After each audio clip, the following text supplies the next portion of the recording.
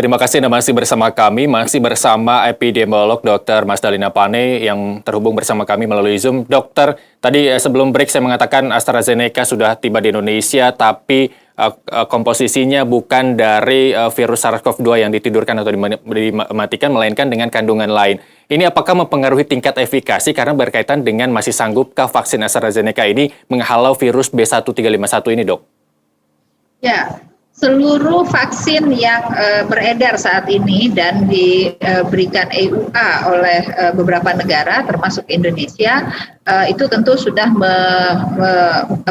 melalui uji klinis tahap 3. Setiap vaksin, baik yang dia dilemahkan maupun yang virus aktif, itu tentu memiliki kelebihan dan kelemahan.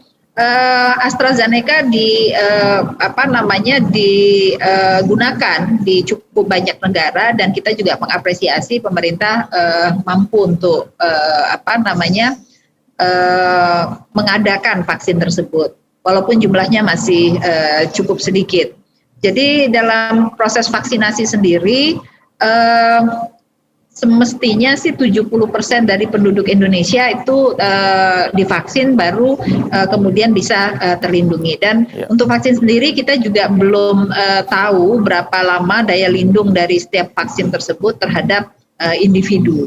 Herd immunity tentu menjadi tujuan kita, tetapi selain dari vaksinasi, herd immunity itu juga didapat dari infeksi. Jadi mereka yang terinfeksi yang sudah 1,3 juta itu juga merupakan bagian dari herd immunity.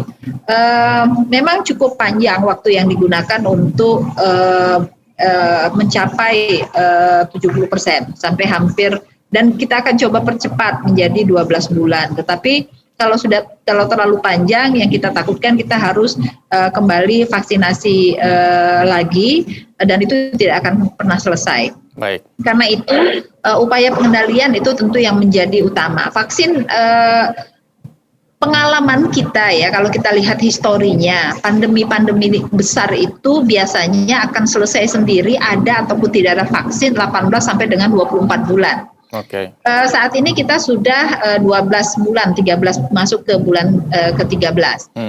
Jadi pandemi H1N1 H1N1 tahun 2009 itu 1,5 tahun ya selesai dan tanpa vaksin. Mengapa seperti itu? Sepertinya karena virus itu sendiri kemudian akan mencapai kestabilan. Saya bukan ahli virus, tetapi mungkin para virolog bisa menjelaskan. Akan mencapai kestabilan pada waktu tertentu, sehingga sebenarnya disitulah vaksin dibutuhkan, dan disitulah vaksin secara efektif bisa dibuat dengan sangat baik efikasinya. Selama masih terus mengalami perubahan strain seperti sekarang sampai ribuan perubahan, selama itu pula vaksin itu belum sangat benar-benar stabil untuk virus tersebut belum benar-benar stabil untuk bisa digunakan sebagai vaksin. Baik. Karena itu yang dilakukan sekarang adalah izin yang dilakukan sekarang adalah EUA, hanya digunakan untuk kondisi emergensi dan pada kelompok yang memang sangat rentan atau sangat berbahaya seperti tenaga kesehatan begitu. Baik, ketika tadi Anda menyebutkan virus H5N1 pada 2009 itu hilang pada waktu kurang dari 2 tahun, apakah virus itu benar-benar hilang? Lalu bagaimana dengan virus COVID-19 ini jika lebih dari 1,5 tahun penanganan seperti yang di 2009 lalu? Apakah ini akan menjadi virus yang menetap di Indonesia atau bahkan mungkin kemungkinan bisa hilang begitu saja, Dok? Ya, jadi H1N1 itu memang 18 bulan dan memang pandeminya tidaklah sebesar COVID-19. Apakah H1N1 kemudian hilang? Tidak, sebenarnya dia tidak hilang, tetapi karena sudah ditemukan mekanisme untuk melakukan pencegahan dan pengobatan, maka itu bisa dikendalikan. Karena itu dalam pengendalian wabah kita tidak mengatakan itu sebagai pemberantasan. Dulu dikatakan sebagai pemberantasan, tetapi pada saat ini kita melakukan pengendalian. Pengendalian itu artinya virus itu sendiri atau penyakit itu sendiri tidak bisa semudah itu untuk kemudian hilang menjadi nol, tetapi pada jumlah tertentu itu masih bisa kita kendalikan. Artinya dia tidak menular dengan cepat, tidak mematikan dengan jumlah banyak, itu sudah cukup baik, dan teknologi untuk mencegah itu terus dikembangkan. Mulai dari teknologi yang konvensional seperti 3M, kita mencegah melalui itu dan cukup efektif, maupun teknologi lainnya melalui pengembangan vaksin dan obat. Baik, Dok, kita tahu bahwa Indonesia sedang mengembangkan vaksin merah putih. Dalam hal tersebut dibutuhkan plasma konvalesen bagi para penyintas COVID-19. Apakah ini merupakan tantangan baru bagi bangsa Indonesia untuk menciptakan vaksin merah putih? Karena jika menggunakan plasma konvalesen, tentu sudah pasti harus ada penyintas B117, terus kemudian penyintas B1351. Apakah mungkin itu akan menjadi tantangan pengembangan vaksin merah putih di Indonesia, Dok? Ya, jadi harus dibedakan antara plasma convalescence dengan vaksin. Jadi plasma convalescence itu diberikan kepada mereka-mereka yang sudah terkonfirmasi, memang sudah sakit. Yang sakitnya itu waktu awal kan kepinginnya yang sakit berat atau kritis, tetapi ternyata itu menjadi lebih efektif pada yang sakit sedang atau yang ringan. Pertanyaannya, karena itu masih menjadi kontroversi juga di banyak negara, itu sudah mulai ditinggalkan. Untuk vaksin sendiri itu diberikan kepada mereka yang sehat, jadi memang berbeda, peruntukannya berbeda. Tapi kita mengapresiasi setiap penelitian, setiap riset untuk pengembangan agar kita tidak membutuhkan lagi impor untuk itu. Untuk vaksin sendiri kita dorong untuk produksi di dalam negeri, karena saat ini 2 vaksin yang masuk ke Indonesia kita masih impor. Kita mestinya sudah bisa mandiri untuk vaksinasi.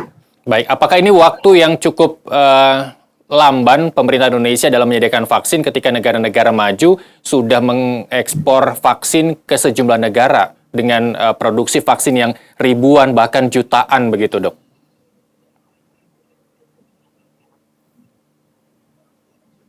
Ya, jadi cepat atau tidak selalu ada sisi positifnya. Ketika virus itu sudah sangat stabil, tentu menjadi lebih baik, tidak perlu terburu-buru, karena 3M dan 3T itu masih terdepan untuk melakukan pengendalian dan pencegahan. Jadi seperti sekarang kasus di semua negara mulai turun ya, walaupun vaksin di Indonesia vaksin baru kurang dari 2% saya kira, baru sekitar 3 jutaan masyarakat yang divaksin cakupannya. Tetapi kasus mulai turun. Apakah turun karena vaksin? Tentu bukan, karena jumlah vaksinnya belum cukup banyak untuk bisa melindungi seluruh kita. Tetapi itu disebabkan karena 3M dan 3T, serta itu juga mengikuti global, karena di dunia juga mulai turun kasusnya. Itu yang saya katakan tadi, biasanya di 18 sampai 24 bulan nggak pakai apa-apa, hanya dengan 3T 3M dia biasanya selesai sendiri gitu ya. Tapi kita tetap mendorong lah, kita punya industri vaksin agar ini menjadi pembelajaran untuk kita bahwa kita harus bersiap sebelum perang itu terjadi.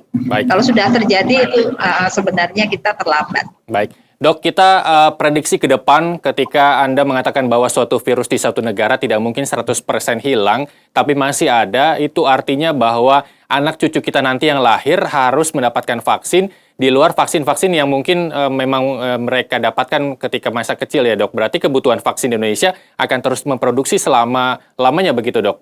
Mohon maaf kalau saya salah koreksi. Ya, jadi teknologi vaksin itu tidak cepat. Vaksin-vaksin itu terus mengalami perkembangan sesuai dengan perkembangan virus. Beberapa vaksin bahkan sudah 50 tahun ya diciptakan dan terus mengalami perbaikan dan penyempurnaan. Jadi mengapa kemudian yang divaksin kan tidak harus seluruh penduduk. Ketika daya tahan tubuh kita baik, maka tubuh kita bisa melawan penyakit itu sendiri. Maka yang diberikan vaksin biasanya mereka yang rentan. Siapa itu yang rentan? Yang rentan itu bayi dan balita yang daya tahan tubuhnya masih sangat rendah, atau orang tua yang daya tahan tubuhnya mulai menurun. Maka mereka menjadi sasaran utama untuk vaksinasi. tenaga kesehatan sendiri untuk COVID-19 karena risiko mereka besar, maka mereka menjadi prioritas untuk diberikan vaksin karena saat ini kita belum mampu mengendalikan. Banyak negara-negara di sekitar kita belum atau tidak menjadikan vaksin menjadi prioritas. Mereka tetap mencari, tetapi tidak juga harus ngotot untuk mendapatkan vaksin sebanyak-banyaknya.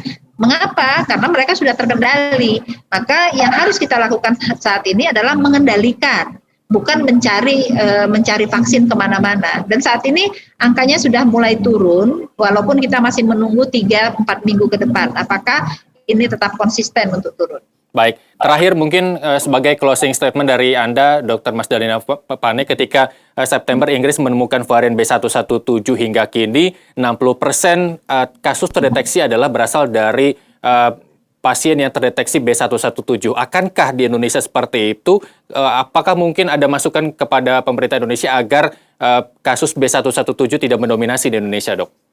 Ya, jadi tentu program tracing itu harus dikuatkan dan dimasifkan sehingga kita bisa melihat apakah ada satu kasus yang benar-benar menularkan dalam jumlah banyak dan waktunya cepat, sehingga itu hanya bisa diketahui dengan tracing. Kemudian lakukan protokol standar untuk mengendalikan melalui isolasi dan karantina. Jadi kalau ada kasus positif, walaupun dia menularkan banyak, seluruh kontak eratnya langsung di karantina.